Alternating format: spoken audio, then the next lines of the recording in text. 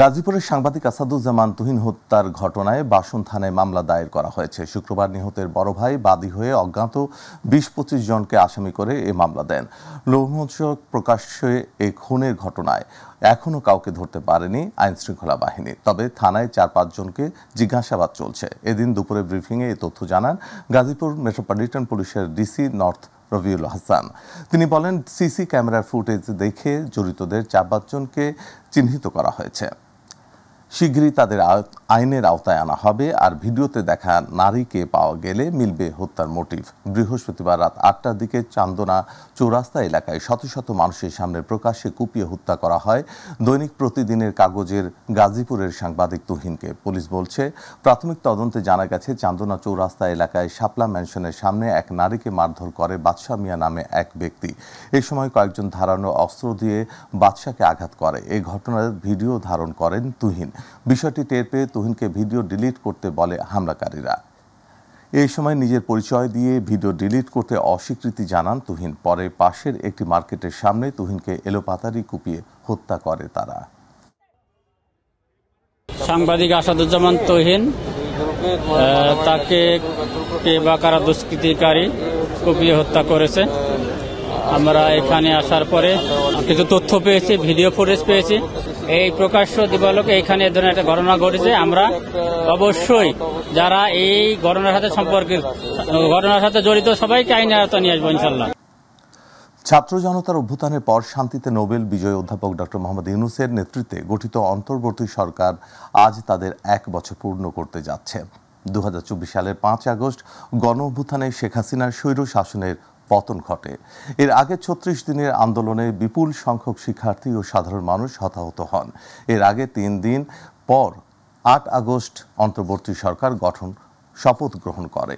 জুলাইয়ের শহীদদের আকাঙ্ক্ষা অনুসারে সরকার নির্বাচনী ব্যবস্থা, শাসন ব্যবস্থা, গণমাধ্যমের স্বাধীনতা, অর্থনীতি, বিচার ব্যবস্থা, আইন শৃঙ্খলা পরিস্থিতির উন্নয়ন এবং অভ্যুত্থানে নিহতদের বিচার সহ সব খাতে ইতিবাচক পরিবর্তন আনার লক্ষ্যে বিভিন্ন পদক্ষেপ গ্রহণ করেছে। এরই মাঝে ৬ আগস্ট প্রধান উপদেষ্টার কার্যালয় থেকে নির্বাচন কমিশনে একটি চিঠি পাঠানো হয়, যেখানে আগামী ২০২৬ সালের ফেব্রুয়ারিতে রমজান শুরু হওয়ার আগেই নির্বাচন আয়োজনের প্রস্তুতি সম্পন্ন করার জন্য বলা হয়।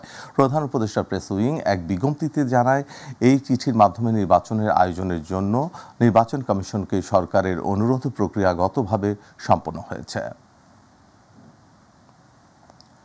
শিগগিরই জুলাই সনদের পূর্ণাঙ্গ খসড়া রাজনৈতিক দলের কাছে পাঠানো হবে বলে জানিয়েছেন ঐক্যমত্য কমিশনের সহসভাপতি আলী রিয়াজ। সকালে জাতীয় সংসদের এলডি হলে জাতীয় ঐক্যমত্য কমিশনের পক্ষ থেকে আয়োজিত সংবাদ সম্মেলনে কথা জানান তিনি। এই মাসেই মেয়াদ শেষ হলেই সরকার চাইলে কমিশনের মেয়াদ বাড়াতে পারে বলেও জানান আলী রিয়াজ। রাকিব হাসানের রিপোর্ট। ৬ মাসেরও বেশি সময় ধরে রাজনৈতিক দলগুলোর সাথে ২ পর্বের আলোচনা শেষে জাতীয় ঐক্যমত কমিশনের নেয়া সিদ্ধান্ত এবং পরবর্তী কর্মকাণ্ড জানাতেই এই সংবাদ সম্মেলনের আয়োজন। এক নতুন গণতান্ত্রিক অভিযাত্রার প্রস্তুতি পর্বে জাতীয় ঐক্যমত্য কমিশন। সংবাদ সম্মেলনে ঐক্যমত কমিশনের পক্ষে সহসভাপতি আলী রিয়াজ জানান, প্রথম পর্বে ৬টি কমিশনের প্রতিবেদন সমূহের মধ্যে ৫টি কমিশনের চূড়ান্ত প্রতিবেদন থেকে গুরুত্বপূর্ণ ১৬৬ সুপারিশ স্প্রেডশিট আকারে ৩৮টি রাজনৈতিক দল ও জোটের কাছে তাদের মতামত প্রদানের জন্য প্রেরণ করা হয়। সেই পর্বের আলোচনায় ৬২টি বিষয়ে ঐক্যমত্য প্রতিষ্ঠিত হয় এবং সেগুলোর পূর্ণাঙ্গ তালিকা রাজনৈতিক দল ও জোটগুলোর কাছে গত ৩০ জুলাই পৌঁছে দেওয়া হয়। দ্বিতীয় পর্বের আলোচনায় ২০টি মৌলিক কাঠামোগত বিষয় অন্তর্ভুক্ত করা হলেও ১১টি বিষয় কোনো ধরনের ভিন্ন মত ছাড়া এবং ৯টি বিষয়ে নোট অফ ডিসেন্ট সহ সিদ্ধান্ত হয়েছে বলেও জানান তিনি। দ্বিতীয় পর্বের আলোচনায় ১১টি বিষয়ে কোনো ধরনের ভিন্ন মত বা নোট অফ ডিসেন্ট ছিল না, বাকি ৯ বিষয়ে নোট অফ ডিসেন্ট সহ সিদ্ধান্ত গৃহীত হয়েছে। রাজনৈতিক দলগুলোর মতামত সন্নিবেশিত ও সমন্বয় করে আগামী কয়েকদিনের মধ্যেই জুলাই সনদের পূর্ণাঙ্গ খসড়া রাজনৈতিক দলগুলোর কাছে পাঠানো হবে বলেও জানান কমিশনের সহসভাপতি। রাজনৈতিক দল এবং জোটের সঙ্গে দ্বিতীয় পর্বের আলোচনার সময় কমিশনের পক্ষ থেকে জুলাই জাতীয় সনদের একটি প্রাথমিক খসড়া দল ও জোটগুলোকে গত ২৮ জুলাই প্রেরণ করা হয়েছে। এই প্রাথমিক খসড়ায় সনদের পটভূমি, ঐতিহাসিক প্রেক্ষাপট এবং কয়েকটি অঙ্গীকারের উল্লেখ আছে। প্রস্তাবিত খসড়ার বিষয়ে মতামত পাওয়া গেছে। এইসব মতামতকে সন্নিবেশিত ও সমন্বয় করে আগামী কয়েকদিনের মধ্যেই একটি পূর্ণাঙ্গ খসড়া কমিশনের পক্ষ থেকে রাজনৈতিক দল ও জোটসমূহের কাছে পাঠানো হবে। ঐক্যমতের ভিত্তিতে রচিত এবং প্রত্যাশিত স্বাক্ষরিত সনদের বাধ্যবাধকতা নিশ্চিত করা এবং বাস্তবায়নের পদ্ধতি কি হবে তা রাজনৈতিক দলগুলোর সঙ্গে আলাপ আলোচনার মাধ্যমে নির্ধারণ করা দরকার বলেও মনে করেন আলী রিয়াজ। আমরা আশা করি সংস্কার প্রক্রিয়াকে অগ্রসর করা, বেগবান করা এবং ঐক্যমত বিষয়গুলো বাস্তবায়িত ও টেকসই করার জন্য রাজনৈতিক দলগুলো তাদের আন্তরিকতা এবং নিষ্ঠা প্রদর্শন অব্যাহত রাখবে। রাকিব হাসান, মাইটিভি, ঢাকা। পিআর নয়, বিদ্যমান পদ্ধতিতে নির্বাচন হওয়া উচিত বলে মন্তব্য করেছেন বিএনপির স্থায়ী কমিটির সদস্য হাফিজউদ্দিন আহমেদ। জাতীয় প্রেস ক্লাবে এক আলোচনা সভায় তিনি বলেন, জামানত বাতিল হবে বলে নির্বাচনকে বিলম্বিত করতে পিআর পদ্ধতিতে ভোটের কথা বলছে কিছু রাজনৈতিক দল। সমালোচনা করেন মুক্তিযুদ্ধ সহ বর্তমান সময়ে জামায়াতে ইসলামীর নানা কর্মকাণ্ড নিয়ে। আসন্ন নির্বাচন গণতন্ত্রকে সুপ্রতিষ্ঠিত ও অর্থনৈতিক মুক্তির নির্বাচন বলেও মন্তব্য করেন মোহাম্মদ হাফিজ। ভারতে বসে নির্বাচন বানচালের ষড়যন্ত্র করতে পারে শেখ হাসিনা, তাই দেশবাসীকে সতর্ক থাকার আহ্বানও জানান বিএনপির নেতা।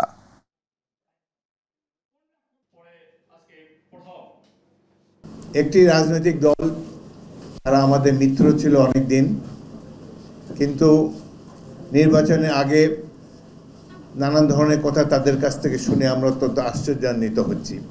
1971 সাধারণ মানুষের, সৈনিক, ছাত্র, বিভিন্ন পেশার মানুষের যে গৌরবময় অবদান, সংগ্রাম, আত্মদান, সেটিকে ভুলিয়ে দেওয়ার জন্য তারা নানা ধরনের কথা বলে। একটি রাজনৈতিক দল বলেছে 1971 সালে জাতি নাকি পথভ্রষ্ট ছিল এবং সেদিনের সেই স্বাধীনতা আন্দোলন নাকি ভুল ছিল। এই ধরনের কথা আমরা বাংলাদেশে কোনো রাজনৈতিক দল বলবে আমরা কখনো এটি আশা করি না। শনিবার জাতীয় পার্টির একাংশে কাউন্সিলে ঘোষণা দিলেন আনিসুল ইসলাম মাহমুদ ও মুজিবুল হক চুন্নু। সকালে রাজধানীর গুলশানে এক সংবাদ সম্মেলনে ঘোষণা দেন তারা। দলটির ভারপ্রাপ্ত চেয়ারম্যান ব্যারিস্টার আনিসুল ইসলাম মাহমুদ বলেন, 31 জুলাই আদালতের আদেশ অনুযায়ী জিএম কাদেরের কোনো সাংগঠনিক ক্ষমতা নেই, তারা কোনো আপিলও করেনি। সকল আইন মেনেই কাউন্সিলে করা হচ্ছে। জিএম কাদেরকেও কাউন্সিলে অংশগ্রহণের আমন্ত্রণ জানান তিনি। জাতীয় পার্টি যত ঐক্যবদ্ধ হবে ততই শক্তিশালী হবে বলে মনে করেন এই নেতা। আসন্ন জাতীয় সংসদ নির্বাচন কমিশনের সময়সীমা, বিধিবিধান এবং জাতীয় পার্টির মতো একটি বৃহৎ জনগণ নির্ভর রাজনৈতিক সংগঠনের নেতৃত্ব শূন্য বাস্তবিক থাকা কোনোভাবেই দেশের গণতান্ত্রিক অগ্রযাত্রার পক্ষে সহায়ক নয়। আমাদের পার্টিতে আমরা গঠনতন্ত্র চেঞ্জ করছি, 20(1) এটাকে আমরা বাতিল করে দিচ্ছি, যাতে ভবিষ্যতে কোনো চেয়ারম্যান ইচ্ছা মতো তার কমিটি বদলাতে না পারে। বিপ্লবী ওয়ার্কার্স পার্টির সাধারণ সম্পাদক সাইফুল হক বলেছেন, সরকারের নিরপেক্ষতা প্রশ্নবিদ্ধ, তাই উচিত হবে এখান থেকে বেরিয়ে আসা। সরকার বিতর্কিত অবস্থায় চলতে থাকলে আগামী নির্বাচন প্রশ্নবিদ্ধ হবে। রাজধানীর সেগুনবাগিচায় এক আলোচনা সভায় তিনি এসব কথা বলেন। সাইফুল হক বলেন, সরকারের উপর মানুষের যে প্রত্যাশা তা বাস্তবায়ন করতে পারেনি। নির্বাচনের মধ্য দিয়ে বাংলাদেশ গণতান্ত্রিক পথে হাঁটতে পারবে বলেও মনে করেন তিনি।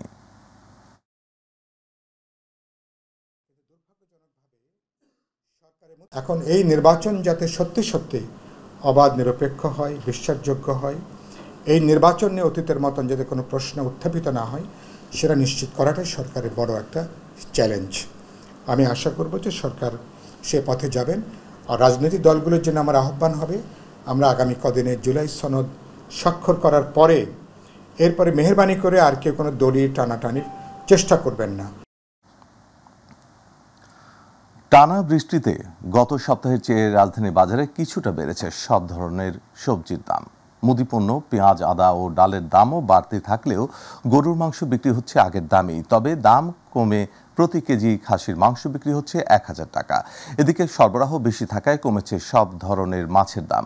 তবে ক্রেতা বিক্রেতাদের মাঝে মিশ্র প্রতিক্রিয়া দেখা গেছে। বিস্তারিত জানাচ্ছেন শিমুল খান। বর্ষা মৌসুমে থেমে থেমে বৃষ্টির কারণে সবজির উৎপাদনে ব্যাঘাত ঘটছে, এমন অজুহাত রাজধানীর কাঁচা বাজারের খুচরা ব্যবসায়ীদের। সবজির দাম নিয়ে ক্রেতা বিক্রেতাদের মধ্যে রয়েছে ভিন্ন মত। এখন 60 টাকা ছিল, এখন 80 টাকা কেজি। তারপরে বরবটির দাম বাড়তি, 60 টাকা 50 টাকা ছিল, এখন 100 টাকা কেজি হয়ে গেছে। নিত্যপণ্য সবকিছু মিলে দাম অতটা বেশি না, তার কারণ এইগুলো তো ফলাইতে অনেক খরচ হয়, কারণ ওগুলো তো কমলে এগুলো কমে যাবে। মাছের দামও বেশি মনে হচ্ছে, সবজির দাম কালকে কিনলাম, সবজির দামও বেশি মনে হচ্ছে। এদিকে গত সপ্তাহের চেয়ে কমেছে সব ধরনের মাছের দাম। গত সপ্তাহে এই সপ্তাহে 2-300 টাকা কেজিতে কমছে মাছের দাম। আগের চেয়ে ইলিশ মাছের দাম একটু কমছে, তবে দাম বেশি। পেঁয়াজ, আদা, ডালের দাম বৃদ্ধি পেলেও রসুন তেল বিক্রি হচ্ছে আগের দামেই। পেঁয়াজ কেজিতে প্রায় 20 টাকা বাড়ছে 1 কেজি পেঁয়াজে। আলু স্বাভাবিক আছে, রসুনও মোটামুটি একটু নিয়ন্ত্রণে আছে, আদার দামটা বেশি। আর তেল চালের দাম একটু স্বাভাবিক আছে, ডালের দাম বেশি। গরু ও ব্রয়লার মুরগির দাম অপরিবর্তিত রয়েছে, তবে কমেছে খাসির মাংসের দাম। এদিকে সোনালী মুরগির দাম বেড়েছে প্রতি কেজি 20 থেকে 30 টাকা। গত সপ্তাহ 750 টাকা ছিল, এখনো 750 টাকা, মানে রেট 800 টাকা, কিন্তু 750 টাকা করে বিক্রি করতেছে। খাসিটা কমছে পার কেজিতে 100 টাকা, এবং বকরিতে কমছে 50 টাকা পার কেজি। এই সপ্তাহে 20 থেকে 30 টাকা বাড়ছে আর কি, এখন 40 টাকা 50 টাকা বিক্রি করে সোনালী। এদিকে বাজার ব্যবস্থাপনায় আবারও সিন্ডিকেটের অভিযোগ তুললেন ক্রেতারা। শিমুল খান, মাই টিভি, ঢাকা। বাংলাদেশ চীন দ্বিপাক্ষিক স্বাস্থ্য সেবার খাতে সহযোগিতার নতুন দিগন্ত নেয়ার ঘোষণা দিয়েছেন বাংলাদেশে নিযুক্ত চীনের রাষ্ট্রদূত ইয়াও ওয়েন। শুক্রবার রাজধানীর একটি হোটেলে অনুষ্ঠিত বাংলাদেশ চায়না হেলথ কেয়ার এক্সপোতে দেয়া বক্তব্যে তিনি একথা বলেন। এতে অংশ নেয় চীনের 10টিরও বেশি শীর্ষস্থানীয় হাসপাতাল। অনুষ্ঠানে বক্তারা বলেন, বাংলাদেশ ও চীনের মধ্যকার সম্পর্ক শুধু কূটনৈতিক বা অর্থনৈতিক পর্যায়ে সীমাবদ্ধ নয়, স্বাস্থ্য খাতেও তা দৃঢ় হচ্ছে। চিকিৎসা, প্রযুক্তি, প্রশিক্ষণ, গবেষণা ও হাসপাতাল স্থাপনার ক্ষেত্রে যৌথ উদ্যোগে উভয় দেশকে উপকৃত করছে বলেও জানান চীনের রাষ্ট্রদূত ইয়াও ওয়েন।